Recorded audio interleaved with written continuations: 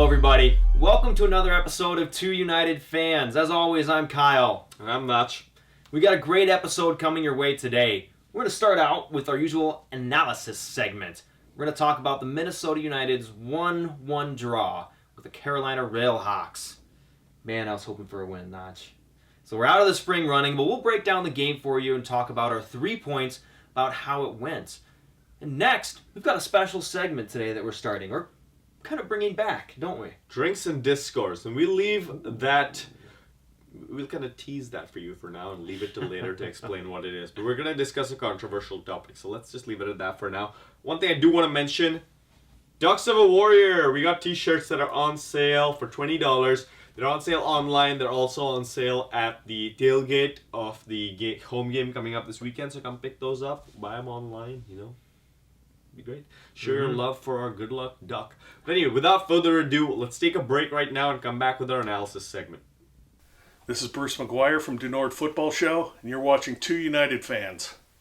Hey everybody, welcome back to Two United Fans. We're now going to talk about Carolina Railhawks versus Minnesota United. You saw this spot Saturday. Womp womp. Yep, another tie, Notch.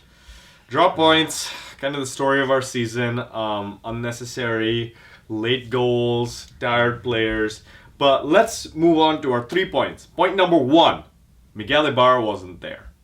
Where has he gone? He went to the national team, and I think that he destroyed their curse of giving up late goals as they beat the Netherlands, but now we have it. So, thanks, Ibarra.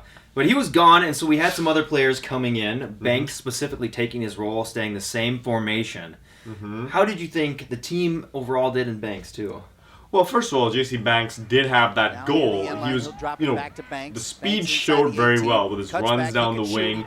He had some nice possession. The shot that he took deflected off Neil Laverty, best I could tell. The footage was a little bit stop to tell exactly where the deflection was. But I think still was a good effort by him, and he deserved that goal. So I think he performed quite well. Good deal. Another interesting thing that we saw in this game are the left backs who we've been praising over the past few weeks were even more prominent this game, and Venegas and Davis were both playing way up the field. Davis stayed back a bit more, another amazing defensive game, but Venegas was almost an attacking midfielder this game. You saw him make that tremendous run down the middle, which was kind of like Michael Bradley did against the Netherlands midweek. But unlike Michael Bradley, when Venegas finished his run, he didn't have Jordan Morris to pass the ball to make that amazing cross across the box. Pablo tried to do something with the ball, but it didn't quite work out, and the play ended with a cross that went over the box and out into no man's land, basically. Yeah, but it was great. He looked great all game, just beating players, not afraid to take them on and run up the field. And it was interesting to see how much more prominence he played without Ibarra. So be curious to see if that happens going forward when Ibarra comes back. Yeah. Point number 2 is Christian Ramirez. He's back and getting a few minutes here in this game, coming on in the 66th minute to replace Pablo. Now, I'd been calling for this in some other venues, saying that I wanted to see Christian get some more time. So I was excited, Notch, when he came on. That it wasn't, the 80th minute when our first sub typically comes on. What is your take first on his time? It's difficult because we've seen Pablo this year score a lot of goals, hold a lot of possession, not do as much with the ball, sometimes very frustratingly kind of give up the ball in the box. But I think, there's a good reason that he's right up there in the top league goal scorers at the moment, that list. Pablo, that is. And Christian, I think you're right. We needed to see him get more time, but I think it's also justified that Manny has been sending him on late because he was very disappointing early in the season. This game, I saw him make some wide runs. There's one moment where Ibsen knocked the ball out to the right wing, and Venegas was running down there, and he was going to get to that ball. And when the pass occurs to the center, Daniel Mendez is the one in front of goal who's left to kind of receive the ball, which I thought was kind of silly. That's where Christian should have been ready to receive that, make the shot, and knock it in goal. And I can see how there might be some transition of him getting such late minutes to be working with the team. And I think a lot of that shows in that he wants to get on the ball. He is a different player than Pablo. I thought he did pretty well in his time there. He was trying to make things happen. Maybe he is over-eager, and I think that's just Because he's not getting the minutes. When he's on there for those, if he's lucky, 20 minutes, he's got to make something happen. He's got to show in 20 minutes. He doesn't have it like Pablo does, and they're different players too, but have the whole game to kind of let the flow of the game happen. Let a ball get to him in the box and score it. He's got to come on there and be an impact sub. So that's where I see some of those issues coming up. He had a fantastic shot in the game, which was only equaled by a great save. Unfortunately, didn't score. Yeah. But I feel like if a whole game of Christian coming in and playing like that, taking those more agile shots, making more aggressive runs, he would have scored this game. And my point, even outside of that I want to make quick on that, is that going into this fall season, it's much longer than the spring. Pablo's not a young spring chicken anymore. He's coming off an injury. Even if Christian didn't show well, he's got to. Who's our next backup striker? Mora? He's seen less minutes than Christian. Hasn't done anything else. We need a second option. If Pablo picks up a nick, he's going to need a break. He's going to when we get to the playoffs. We have to have a second striker who's in some kind of form. Well, but the thing that I'd like to point out is that those things that Christian was doing, running wide to get the ball, do all this other activity, getting behind the ball, makes sense if you've got a target man like Pablo sitting in the box. Play Christian as a central forward or an attacking or deep-lying attacking midfielder, and have him find the ball and do those things to get it to Pablo. If there's a break and he's open in the box with Pablo ready, so they're both making shots, both being kind of the head of the arrow. But I don't see us switching formations to accommodate that kind of thing. I don't think our team has that agility within its makeup. But anyway, point number 3. Giving up late goals. Happened against the Cosmos. I was forced to watch that again while watching some of the other NASL matches at halftime. They showed the plays of the week of last week, and I was watching Raul score in the 90th minute over and over. Got over pretty quick. This game we saw Nacho Novo score in the 80th minute on United. Yep, another missed mark, essentially. Raul, granted, he made a great first touch on that ball, and in front of goal, one-on-one, he's going to score that all the time. But there was no pressure in that play on the individual sending the ball in. And also, they should have been tighter on Raul. He's an old guy. He had his little rascal scooter going there. Someone should be able to get up and get the ball from him. But it was a missed mark. In this game, it was Nacho Novo wide open. There was nobody marking him at all. So it's tough to tell, Nach, if these are mental lapses, if our players are getting tired. What is causing this to have these late goals given up, and it's a lot of missed markings, open players that aren't pressured enough. I don't really know if I can see where it's coming from, but it's troubling. I think it is that mentality of being on all the time, not getting comfortable. Some people online complaining that we were playing defensive. I didn't see that. We weren't playing a defensive game. We were going forward. We were taking the attack to Carolina. This was, like you said, a lapse. And I think that comes with the feeling that you're not comfortable with just one goal in the bank. You have to keep going till the end. It's that big game mentality that the teams need to have to be champions. Yeah. And at the moment, we don't have it. I don't see us getting into the playoffs. If we do, I don't see us doing very well, to be perfectly honest, because of the lack of this big game mentality right now. You show me some consistent games in the fall season of us going 90 minutes, holding small leads, finding late goals ourselves, maybe I'll change my mind. But right now, I'm feeling pretty pessimistic. We are sitting 4th, 1 game left, so it'll be interesting to see where we finish the spring. And one more goal, Notch, at any point in that game puts this away, just like last week. All right, everybody, that's our analysis and 3 points for this week's game. Looking forward, you'll find a preview of next week's game on our audio podcast, TUFcast. But right now, we're going to take a quick break and come right back. Hi, I'm JC Banks, and you're watching 2 United Fans.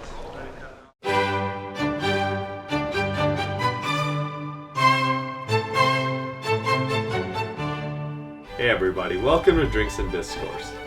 This is a new segment, but in many ways, actually, it's quite old. We're going to our roots. 2 United Fans, we started out wanting to discuss some difficult topics in our early episode, where we talked about American soccer culture and its appropriation of European traditions, violence. And what we used to do before we discussed topics like that is we'd share a bit of whiskey or some beer. Cheers, sir. And we decided, why are we having the drinks before the show when instead we can just sit on the couch, and have a chat about a controversial topic on the show, and then invite you later on to join us on social media and discuss it with us. And this week, Yeah. we've got a pretty interesting topic lined up. Yeah. We're going to talk a little bit about swearing. In the stand, by Is it supporters groups. And we both have slightly different views on this. And I'm actually in a little bit of an awkward position because the view that I support runs contrary to something I do at every home game. The Dark Clouds, as you know, supporters group for Minnesota United FC, expressly prohibits swearing and profanity directed at the field. We feel that it's not a creative piece, and I won't explain it too much right now. All I'll do That's is... the gist of it. Yeah, and I'm one of the people leading the chants. But you know what, Kyle? I actually think profanity is okay. I think swearing's alright. I don't see a problem with it personally. It's an interesting take. I think, like you said, I've got the opposite opinion. And it's partially in line with kind of the Dark Clouds reasoning that it's not clever, you can do better holding ourselves to a higher standard. And I agree with all of those things. But I also really think that in a sporting event, you really should be thinking not just about yourself and what you want, but I love the communal experience of it and not destroying it for other fans. Everybody out there has been to a sporting event, some kind of entertainment venue where another fan has ruined it. Gotten too drunk, gotten belligerent, and started yelling, and it ruins an experience for somebody. And I think that is what allowing swearing at events leads to. I think there's plenty of ways to express frustration, to get your feelings out about how someone should have hit that shot or the ref should have made the right call. And swearing is a way to vent your frustrations that also can ruin an experience for a fan, can ruin an experience for a family bringing their kids. And it's just, there are easy ways to express that frustration without ruining it for other fans. I do not have a problem with banning it. I think But you do. I think the whole child and family thing kind of runs false to me only because kids are exposed to swearing all around them. This isn't like the 1950s Hollywood Code movie where Jimmy Stewart comes out and says, "Ah, shucks, gee golly, sir. Oh, Mr. Potter, gee golly, so I misplaced the money. I'm gobsmacked." We're not doing that. Kids hear swear words all around them every day. And when they do, their parents say that is a word that has a certain degree of meaning and intensity that you don't understand, and I don't want you saying it out loud. But when they're doing that, they're not watching the game, are they? And we as adults don't say them out loud in meetings because we understand the intensity of them.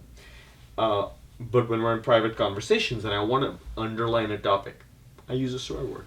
Because it's a word that has a certain connotation and meaning. And in a sporting event where you're expressing your emotion, where you're really charged up, and that's the whole idea of songs and chanting, is expressing yourself, pushing your team to win, I don't see a problem with it. I think there's an excessive line. I think that there are points when you can use words for no reason at all, and I think that's dumb. I agree with that line of reasoning. But I don't see a problem with the occasional swear word. I think it's all right. I think it's something that goes along with any expression of intense emotion. Yeah, I can see where that perspective is coming from, even if I don't agree with it. I really do believe that the line that you talk about of where you agree that there is a line. I think that swearing is that line, and I'll admit the line may be gray in terms of what the swear word is. If you're saying, "Oh, darn, that should have scored," the parents turn around and yell at you, then no, that's nothing. But the obvious swear words that are recognized in Midwestern, for us, American culture, I think cross that line. I truly think that if you are upset about something in a sporting event and you want to say, "Mother, nah," I think there is other options to go in that place that you can just go, "Gah!" and release your frustration. And I don't think it's constraining on you to not be able to, express yourself and use that. And I kind of go back to that first point of it's almost selfish in a sense where you are thinking about, I want to express this feeling however I want, regardless of how it may affect people around me. And I'll concede that point to you, which is that there are alternatives and I don't have to do it. But I think it adds that excessive level of kind of self-censoring, self-thought, and it adds an inauthenticity to your interaction, where you're kind of not saying what you mean, you're saying what you hope other people around you will be okay with. What do you mean you're not saying what you mean, though? I mean, you say there's certain connotations because there's an to swear intensity. words. When I use a swear word, it has a certain kind of shock factor, which is why we don't use them in meetings. It's because that shocking degree of it has no place in the professional world. But when we're in a sporting world, in a casual world, I think there's a place for having an additional level of intensity, and that's my line. If you want to talk about lines, I think my line is that when that intensity is called for, it's worth it. When it's just another reason to throw a swear word in there without need for that intensity, then that's the place where I think, if I was just shouting at any swear word repeatedly at the field, we've had people, and I'll censor this when I edit the video, bullshit, bullshit, bullshit, bullshit.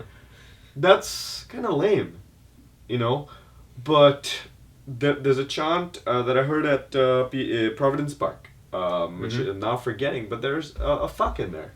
And I think that chant works better with that word in there than it does without it, because it adds a certain degree of it just adds that. Let me also say one other thing about something you said earlier, which is the comfort of other fans, which is that when we were at Sporting Kansas City, two of us were in that little away section. Yep. A lot of people were really annoyed that we were even there and that we were allowed to chant. We ruined the game for all the people sitting next to us who were Sporting Kansas City fans. Now at that point, would you be okay with shutting us up? It's a good point, but I don't know. I think they went out of their way to enjoy being ruined by that. They spend more time, I think, yelling at us than watching the game. And I think there are some people who have the same reaction to profanity, is that they enjoy getting really offended with profanity.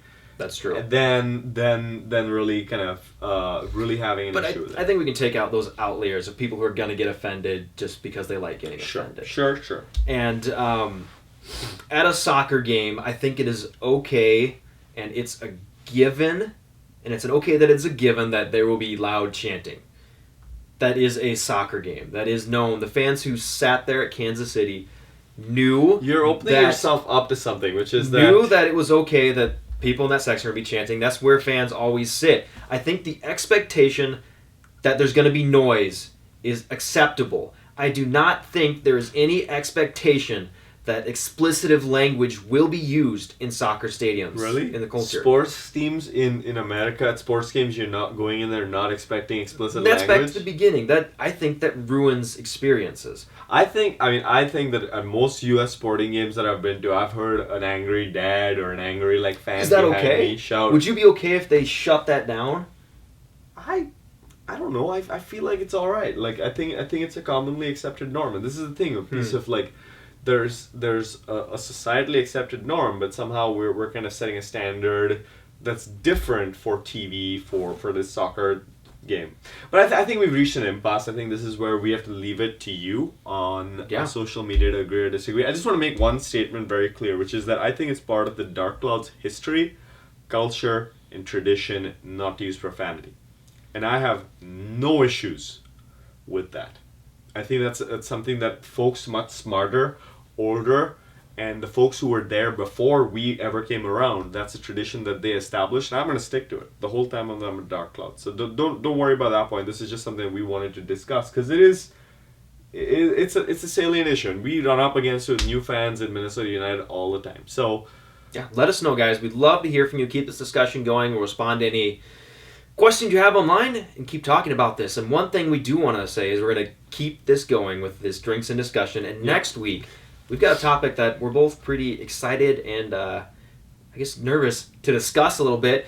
And that is, should you, as a soccer fan, as a sports fan, watch the Women's World Cup. Yeah, and we're conscious of the fact that there's two dudes with drinks and sitting in front of you right now who are saying that they're going to discuss this topic. So we will have a guest joining us who's coming from a place of slightly less privilege to discuss the topic on hand next week.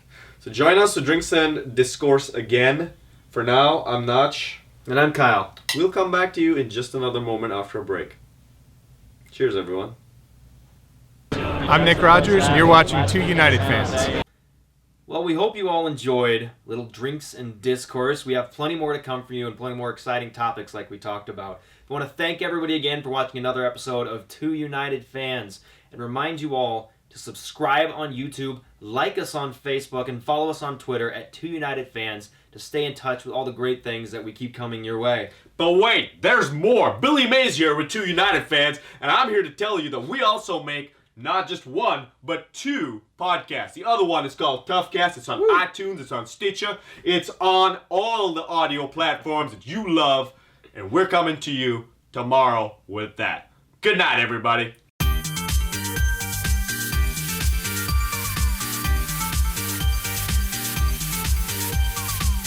Intro TUF 17 and